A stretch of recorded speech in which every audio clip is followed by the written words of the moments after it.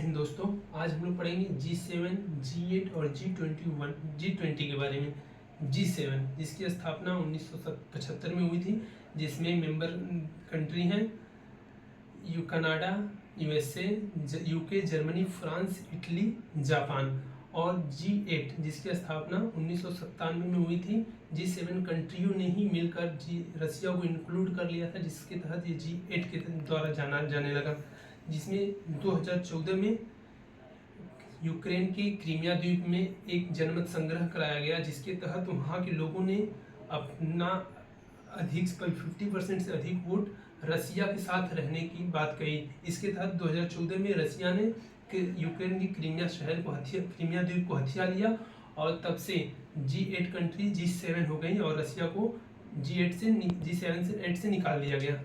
अब पढ़ते हैं G20 के बारे में। जैसा कि हम सभी लोग जानते हैं कि 2023 में G20 की मीटिंग भारत में हुई थी, जिसका थीम था वसुधैव कुटुंबकम।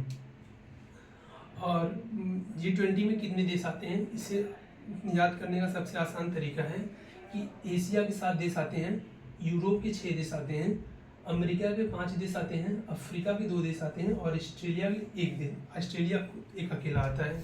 जबकि हम लोग सभी लोग जानते हैं कि G20 में अब की बार एक यूनियन को जोड़ा गया है, जिसका नाम है अफ्रीकन यूनियन। चलिए देखते हैं एशिया में कौन कौन से देश आते हैं। चाइना आता है, इंडिया आता है, जापान आता है, कोरिया आता है, इंडोनेशिया आता है, जापान आता है, साउथ कोरिया आता है, और इंडोनेशिया आता है, सऊदी अरेबिया और टर्की आता है। और हम ये जानते हैं यूरोप में कौन आता है, UK, फ्रांस, जर्मनी, इटली और रसिया और अफ्रीकन यूनियन आते हैं, यूरोपीय यूनियन आते हैं। इसके बाद हम लोग आते हैं अफ्रीका में आते हैं साउथ अफ्रीका और अफ्रीकन यूनियन। इसके बाद आते हैं अमेरिका में आता है USA, कनाडा, मैक्सिको, अर्जेंटीना और ब्राज़ील आते हैं। इसके बाद आता है एक अकेला ऑस्ट्रेलिया। इस प्रकार से ये G21 कंट्री हो गई।